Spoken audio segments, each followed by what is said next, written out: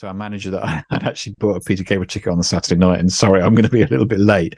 But they're really cool about it.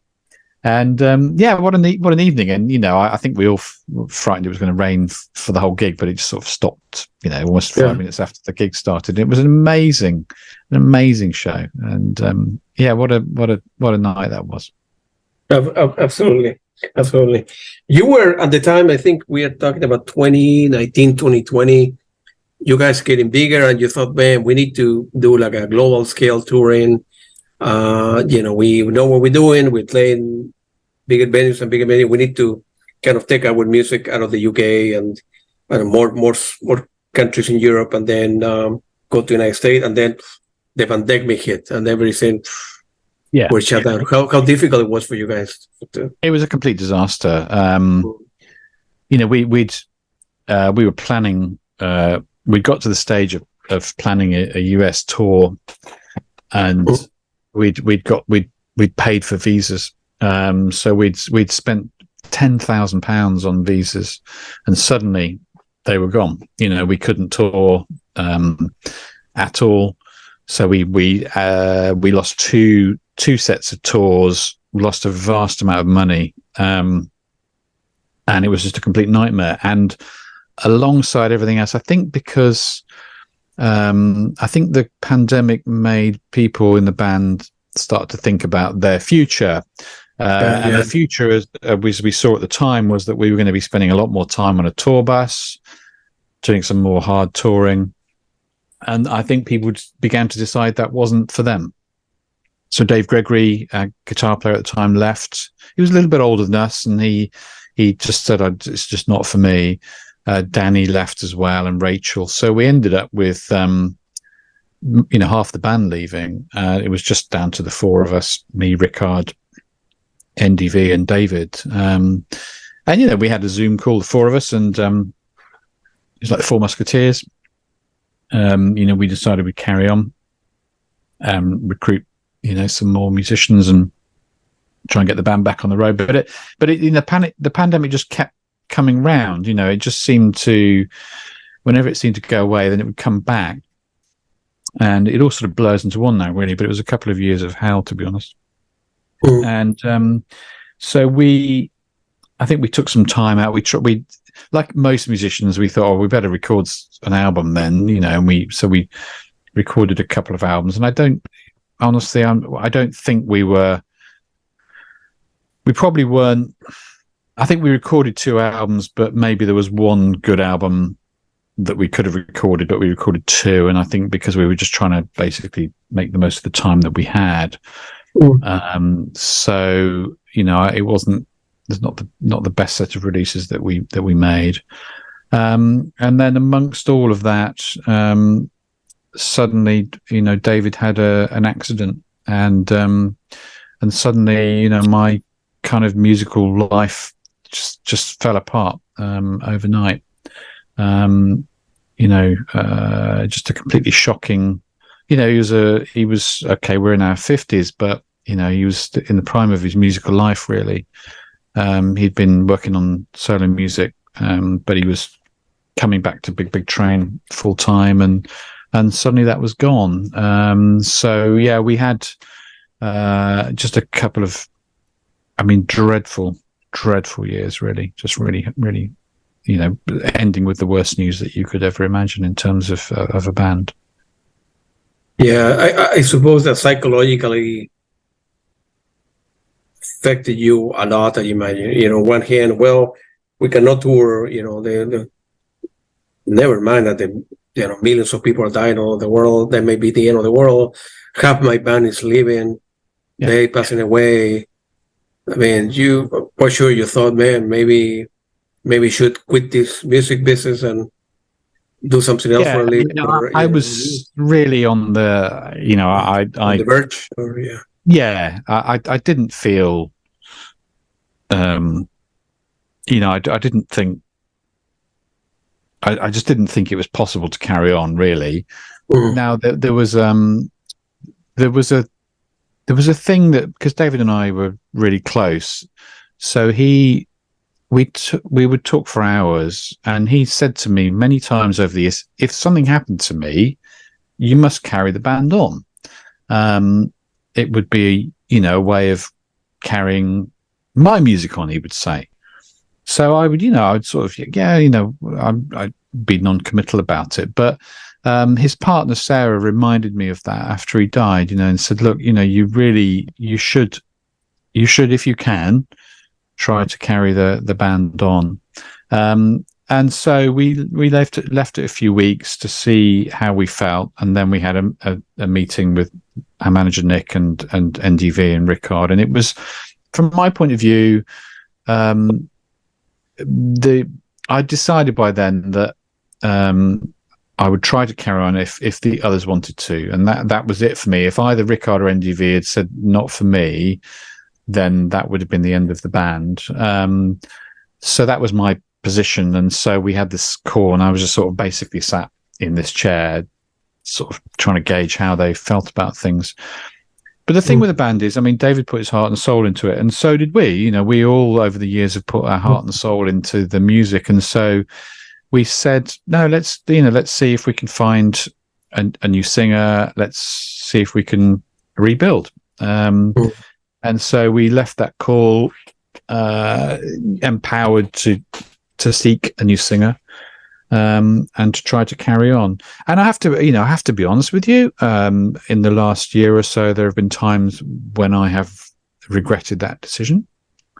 It's been very tough. It's not been emotionally easy for anybody. There've been times when it's been brilliant. There've been times when it's been really hard to think it was the right thing to do. And it's only probably in the last few months that I've felt settled with it, and that that I think it is the right thing to do in all respects, and that we can carry the band forward in a way that's that respects the legacy of David and all of those things. Absolutely. I'm talking about the legacy.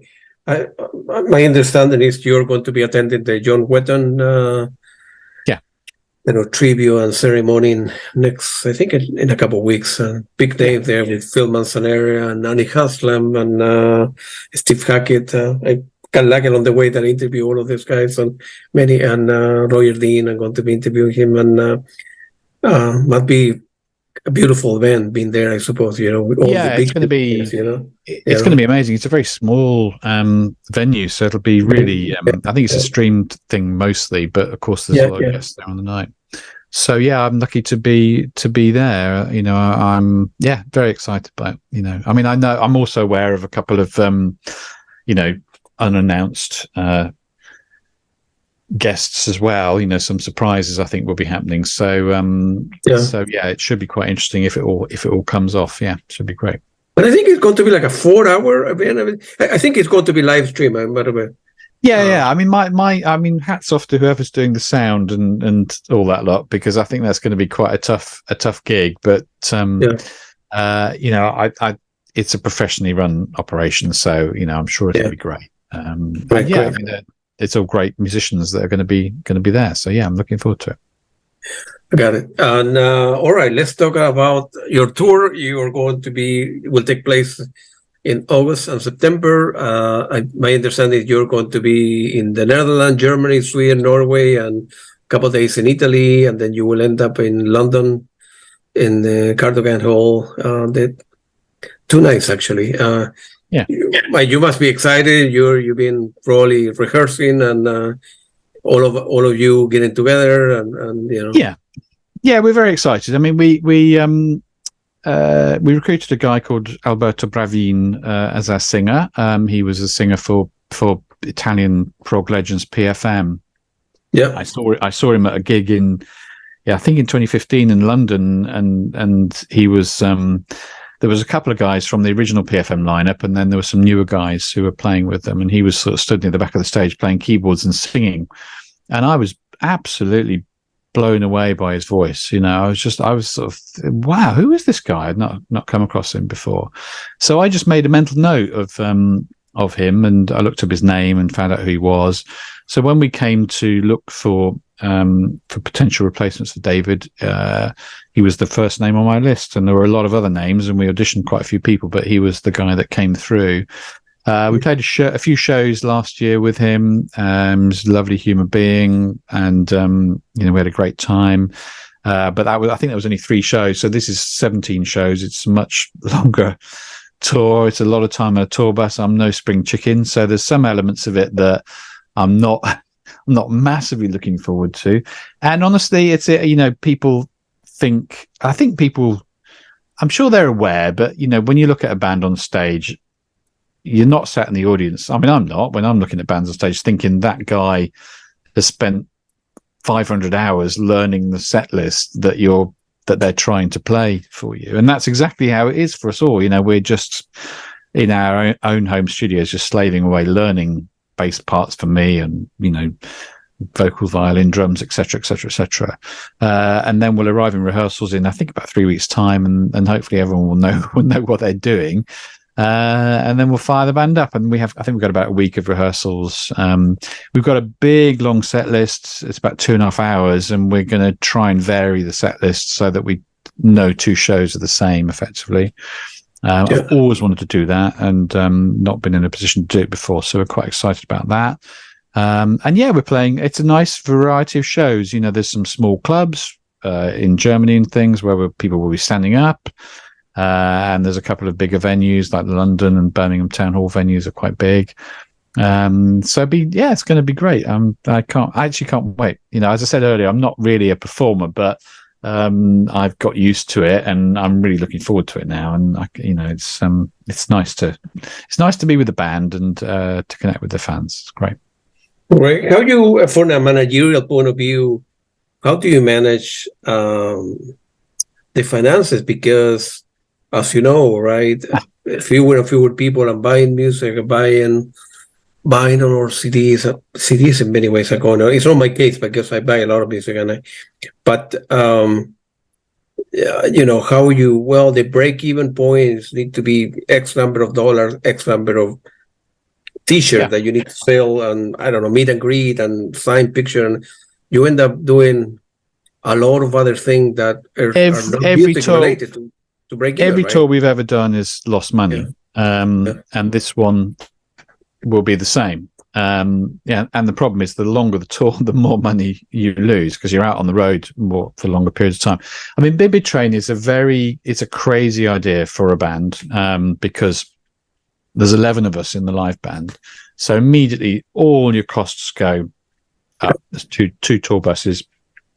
There's a lot of people to feed, a lot of people to pay, a lot of people to accommodate, all of those things. So at the moment, there's very little prospect of Big Big Train touring and making money on it.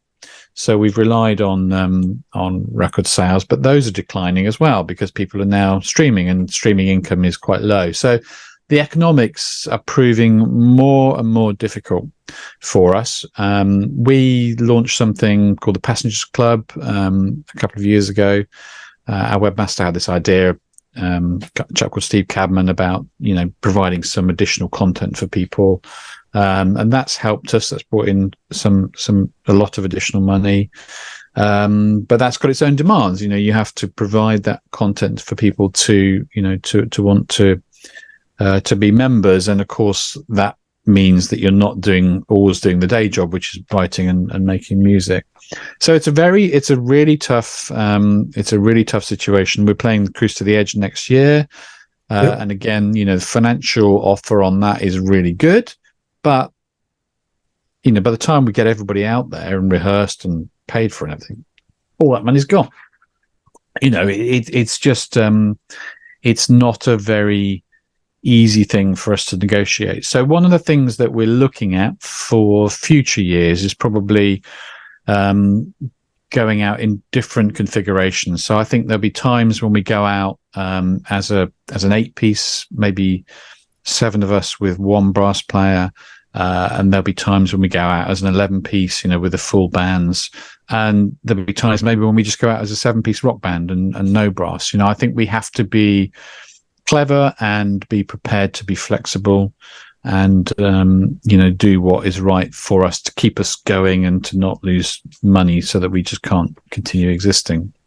There's ways, there's different ways that we'll play live in the future, I'm sure. But that's how it is these days. We're not, unless you're Taylor Swift or in the prog world, maybe Roger Waters or Genesis, even Peter Gabriel. We talked earlier. I mean, he cancelled a show in the UK, and there was, it was reasons were given for the cancellation, but I suspect it was because ticket sales were probably, not as they expected, because, these big shows are big money. People are being expected to pay. My daughter was after Taylor Swift tickets, and I think they're £200 or £300, something like that. It's a lot of money to go out for an evening, and that's great if you're Taylor. Nothing against Taylor Swift. I think she's very talented, but I think the problem is those big artists are, selling out big stadiums, taking a lot of money. The promoters are as well, but I think it kind of sucks. It just kind of sucks the money into a funnel where everything's up this end and the rest of it's down here, and the rest of us are sort of struggling to make ends meet. Now, there's nothing. I'm not one of those musicians that moans about streaming or rails against the world as it is, because the world is as it is, and I can't do anything to change that. So we, rather than moan about it, we just have to be clever and be as clever as we can to keep the band on the rails and to keep things moving forward. So that's it, really. We just, every day we're trying to think of new things to make sure we can keep making music. Absolutely. Other bands like I don't know, Marillion do like a 3 days, like a long weekend strategy where tour that many people, traveling, hotel is very expensive. What about we try Friday, Saturday, Sunday, London one year, then I don't know, Brussels the next one, Paris, and that way the people will go there. People that want to see you only have to get I suppose a train to go to Paris, London, or whatever have to do it. Yeah, that's exactly one of the things that we're thinking of. We're not going to do it in the next couple of years, but I think probably maybe from 2026 we'll try and do a couple of big train weekends. Where, I mean, the Marillion model's great, and I suspect as they get older that probably that'll be where they end up rather than touring a lot. They'll probably focus on those, I suspect. I don't know, that's up to them, but certainly that needs to be part of what we offer to people, because I think one of the lovely things about progressive rock is the sense of community. People love hanging together. Generally, I don't know many prog rock fans that aren't just kind of nice people. Most of the fans I meet are just lovely people, and there's something about that sense of community and giving people an opportunity to hang together and to maybe see, one of the things maybe we'll do is like Friday we'd play the whole of the Underful Yard, and Saturday we'd do some rare, the Marillion model really. So we've been thinking about that, and I'm sure that's something that we'll be looking to do at some stage in the next few years, alongside touring though, not. Yeah. The latest albums, Ingenious Devices, which is another masterpiece. Feel free to elaborate on that. I know it consists of a new version of the East Coast Racer and Brookland and Voyager. Feel free to elaborate how that came together and what was the motivation of putting that together. Yeah, I mean, I like. I tend to get obsessed about certain things, and I wrote a song called East Coast Racer, and it was really about how mankind was able to harness machinery to do amazing things. And in that story, it was a train, a fast steam train. So I wrote a couple of other songs on a similar theme, one about a racing driver called John Cobb, who broke the land speed record and the water speed record, and another about the Voyager spaceship, which launched when I was 12 at the age of 77, the two of them did. and is still going. It's outside the solar system now, but they're still going. Extraordinary stories. So they're very deliberately over a few albums. These 3 songs were on a theme, and then I wrote another one called Atlantic Cable, which is on a similar theme. So, and for many years, one of our plans was to bring the trilogy, the first 3 songs together in a sort of a separate release. And so we've been planning that for a long time, and we'd got a lot of the recording done before David died. And one of the things that was important to me about it was when we did East Coast Racer and Brooklands in the first place, we couldn't afford anything other than a string quartet. When we came to do Voyager, we could afford a full string section at Abbey Road. So I wanted to kind of equalize the songs and have them all featuring that big string section. So we'd gone back to Abbey Road and we'd recorded strings for East Coast Racer and for Brooklands. And also I wrote a little piece of music, my first kind of classical piece of music, if you like, just a minute and a half, just to kind of provide a bit of musical connection between them. So I'm really proud of it. And I think if I was to, at this point in time, if anybody was to say to me, say my musical career ended today and somebody said, what was your music about? I would say Ingenious Devices is what my music is about, because that's been kind of the things that I've been obsessed with. Now, we've also recorded a new album that's being mixed at the moment, and that is... I know every musician says they're really excited by their next, though but I really am.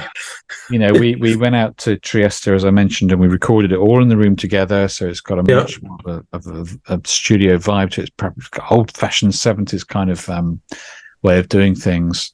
And it's we know that this is kind of, because it's a new lineup. We know it's not make or break, but it's really important that it's not just the next album. It's got to be a really strong album. So we've really been careful about making sure the right songs chosen for it. So that's coming out. We're going to play a couple of songs from that album on the tour as well.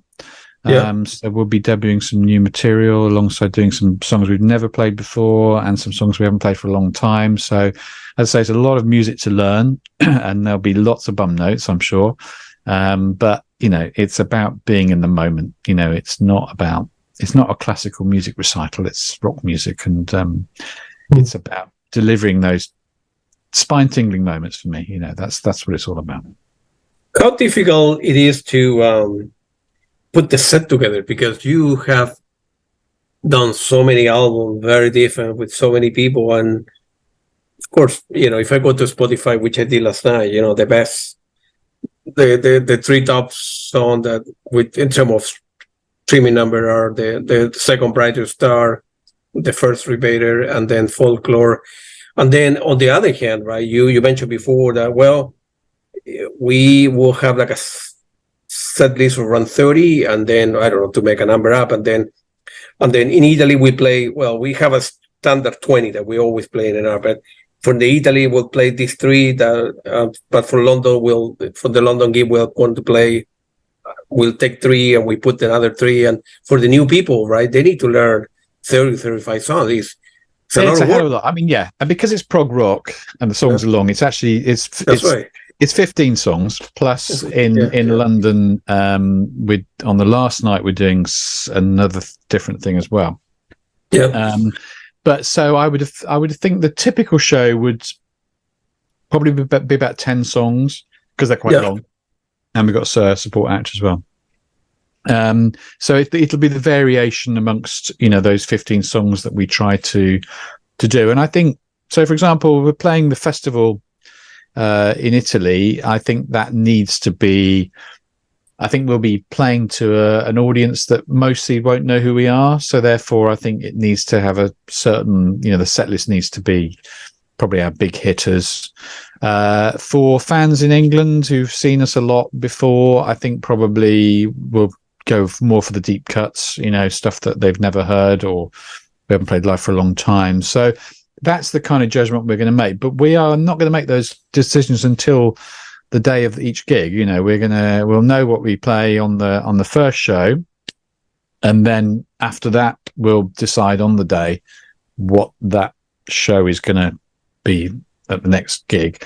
I think the only exception to that will be for most shows, we've decided probably the first 2 or 3 songs will probably be the same, because I think as a musician, you go on the stage, you're a little bit, the lights are different on this venue, and the crowd's different. They're only 2 inches away from us or whatever. It's, you can get discombobulated when you're on the stage. So it's useful to have 2 or 3 songs that you kind of know that you're going to be playing before you start going off at a tangent. So yeah, it's a lot of music to learn. It's been, it is just learning, it's just playing, on your own basically until a week before the first show when we get together, and then it's all doing it together. What's amazing is you get in the room and the band fires up, and it always makes me, it makes me laugh the first, because it just sounds like Big Train. And that's a stupid thing to say, but what else would it sound like? But the band kicks off and it's just like, yay, this is us. This is us. We're in a room together and we're making music, and, we're going to be together for a good month or so. So, we'll be tired and grumpy and all those things that happen on tour. But, I'm just really looking forward to it. It's going to be great. A guy like you at that level, that you have played with the best of the best, you still get nervous? I do. Yeah. Until you get the rhythm going and the public and the lights, and all right, we are big train now. Yeah, I as I say, I'm not a natural performer, so in recent years, I've just been right. Your job is just to play as many notes right as you can do, and that that's it. I'm not. The other guys, you've got people like NGV and Rikard and Alberto and Clare, and Oskar who can convey their performance to the audience much better than I can. So there's a bit of pressure off me, really. It's me just, trying to do the best I can. I mean, I've got a set of Moog Taurus bass pedals down there, and if I hit the wrong bass pedal, it's the plaster will come off the walls. It needs you need to play that with care. So the role I fulfill is important, and it's important that I get things right. But I'm going to, because there's a longer run of shows this time, I'm hoping that after a few gigs, I'm just going to relax a bit more and just get into a more of a kind of, this is just everyday life. And I mean, someone like NDV, for example, has just played thousands of shows. So therefore he gets on stage, and I don't know if he's nervous when he goes on stage. I have no idea. Actually, I've never asked him that. I guess there's some adrenaline flowing, but he just enjoys it so much that if there's any nerves, they're just like slight performance nerves rather than anything else. And I hope during this tour to get to that stage finally after a long time. I don't know. You and I can have a chat afterwards, and I'll let you know if that happens, or if I'm still a bag of nerves at the end of it. We'll find out. Yeah. I only have 2 more questions. Looking back at your life, is things you would have done differently, or I don't know, an easy question. People that you wish you had played, and for many reasons you admire as a kid, and it didn't work out, or any. Yeah, I mean, there are regrets. I wouldn't pretend that I've always got everything right. I wouldn't pretend that I've always handled relationships well within the band or whatever. I've done my best. Maybe at times I've been very single-minded at times, and maybe maybe that's rubbed people up the wrong way. I don't know. So I mean, you could go away and talk to a few people who probably probably don't have much time for me. You'll go and talk to others that can understand what makes me tick and all of those things. So if I could go back and do things differently, I'm sure I'd do some things differently.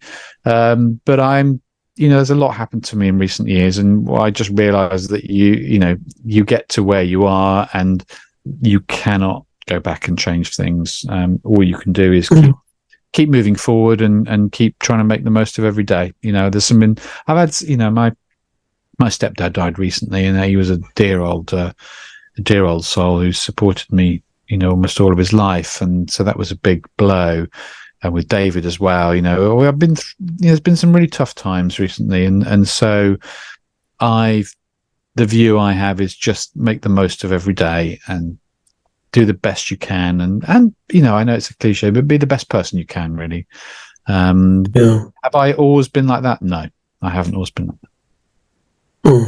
And be happy to be alive. You know, how many people during the pandemic, you know, here in the United States, over a million people, and all over the world, millions. And at the time during the COVID, and I looked myself in the mirror and I said, well, I was telling my wife, we may not be alive and so on and so forth, or die or whatever, but you need to start, like this say here, United States, smell the roses, right? And you start thinking about the important stuff. My case, I have a lot of music. I see a lot of gigs. You know, I have working companies. I'm a computer scientist. That maybe I didn't like some people, maybe they didn't like me or whatever, but you look back in your life, say, man, that may be the end of the world, and I'm happy to be alive, happy to walk down the street and walk for a walk. You know, people were afraid to go outside because they will catch COVID and die, you know, or spend the whole one in the planet. You look at the important things in life, you know. That's it. And the important things in life are your family, the people you love, you know, the environment. You know, I try and go for a walk down by the river here as often as I can. And, you know, as you get older, you end up chatting to people and giving them the time of day. I think that's important. I think, you know, loneliness is a plague in modern life. You know, I think we tend to be in our bubbles. So, you know, I try and be a bit more outgoing and add something to the world if I can. That's right. Yeah. You know, but yeah, totally. It is about enjoying, you know, every day and trying to extract the most from every day. And sometimes that's just sitting back and reading a book. It doesn't have to be always doing something. Sometimes it's spending time with your mum, chatting with your wife, having a glass of wine or whatever. It's simple things. Yeah, absolutely. But I totally agree. You know, I as you know, hopefully as we get older, we get slightly wiser, and you know, and I try and talk to my kids and say, you know, this is my experience, and you know, I think, you know, do what you will, but try and do the best you can, really. Again, the last question, feel free to elaborate. Mention your website where people can buy your music, can buy your, you know, ticket to the shows and upcoming things that are for you. Yeah, thank you. Our website's bigbetrain.com, I think. And I will put the link there as well. So. Yeah, thank you. So there's links to all tickets on there. And in terms of buying our music, we have two stores. We have the Bandwagon USA, so that's for American fans. Bandwagon have our physical stock. In the UK and Europe, we have Burning Shared, so those are our official stores. But we're on Amazon and all the usual kind of things.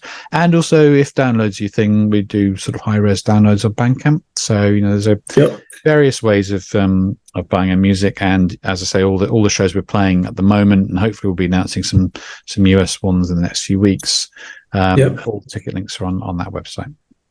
All right. Well, very nice talking to you, Greg. Yeah, really good. Good to meet you. See you soon. Meeting you. I love your music. I've been following your career for many years. So hopefully we can get together, get a cup of coffee or a beer or pizza or whatever. Fantastic. Very nice talking to you, man. Good luck to you. Good luck. See you. Thank you. Bye bye.